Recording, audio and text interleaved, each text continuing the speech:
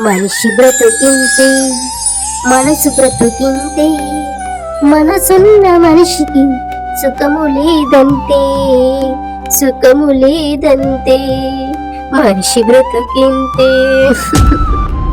ఓ కాంతం కోడలా రాణి, ఏంటే మనసు మనిషి సుఖం అంటున్నావు?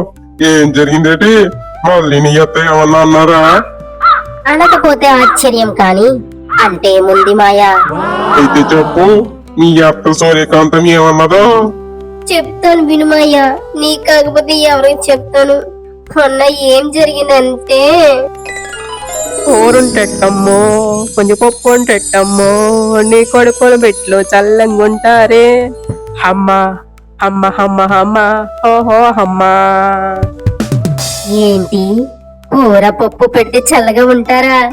ఎండాకాలం వేడికి నా పిల్లలు తట్టుకోలేకపోతున్నారు. అయితే ఇంట్లో ఉన్న పప్పు కూర పెట్టేద్దాం. ఓ బాబు అడుక్కునేవాడా, ఇలా రా. ఏంటమ్మా మాలచింతలు పిలిచారు? నిజంగానే కూర పప్పు పెడితే నా పిల్లలు చల్లగా ఉంటారా?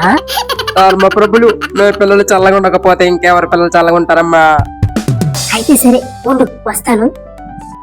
మా లక్ష్మి మంచిదిలాగే ఉంది. ఇదిగో మా ఇంట్లో వండిన పప్పు కూర మొత్తం నీకే. నా పిల్లలు ఎక్కువ చల్లగా ఉండాలి, సరేనా?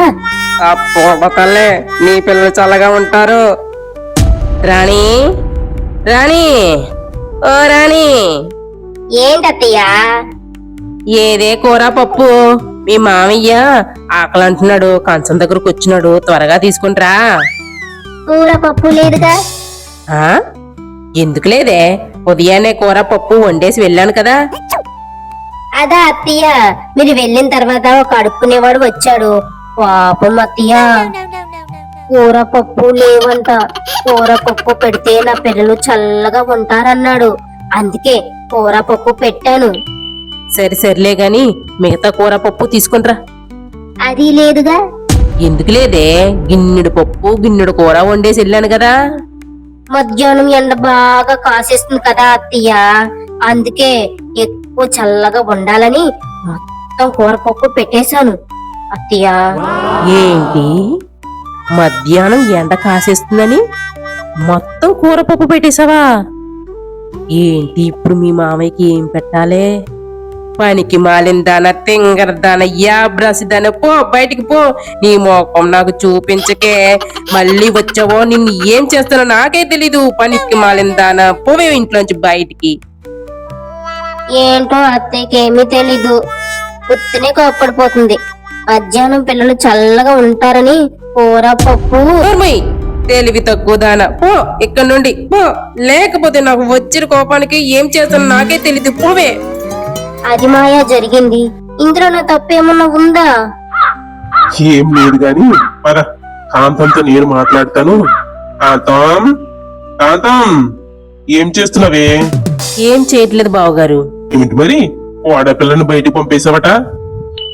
అదేం లేదు బావగారు, దీని తింగర పనులతో ఇల్లు గుల్ల చేస్తుంది. ఇంట్లోవన్నీ దారంట పోయే దానలకి ఇస్తుంది. మొన్నటికి మొన్న ఏం జరిగిందంటే, స్టీల్ సమాలండి, స్టీల్ సమాలు మీ ఇంట్లో వాడేసిన నలిగిపోయినా చిరిగిపోయిన పాత బట్టలు పట్టుకురండి.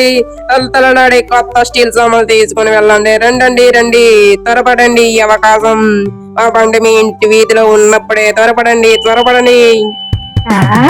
స్టీల్ సామాన్లు? పాత బట్టలకి మా ఇంట్లో గోలుడు పాత బట్టలు ఉన్నాయి.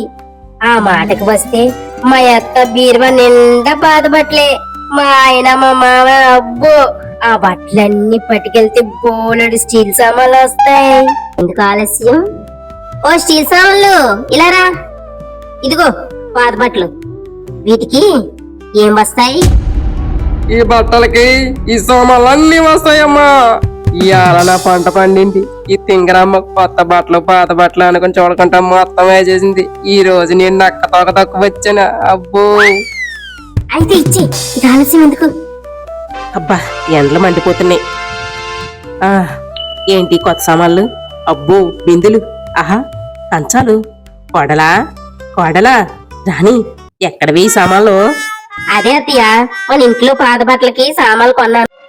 అవునా? అయినా ఇన్ని సామాన్లకి అన్ని పాత బట్టలు ఎక్కడున్నాయే?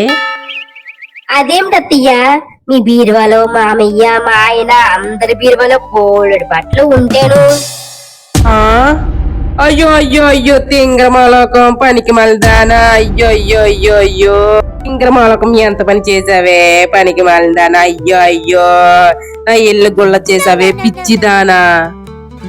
అదండి బావగారు జరిగింది. ఇలాంటి పిచ్చి తింగర పిల్లను నేను ఎలా భరించాలి చెప్పండి. అందుకే ఇంట్లో నుండి పంపేశాను. సర్లే కాంతం, చిన్నపిల్ల తెలుసో తెలియకో చేసిన పనులను క్షమించు. సరిలే రాని, వెళ్ళు వెళ్ళు లోపలికి వెళ్ళు. మీ అత్త అలాగే అంటుంది కానీ వెళ్ళు లోపలికి. అలాగే మాయా. ఊరి దేవుడా, ఏడుకొండలవాడా, వెంకట్రామన్న, దీని నుండి నువ్వే కాపాడాలయ్యా. ఏడుకొండలవాడా, అయ్యయ్యో.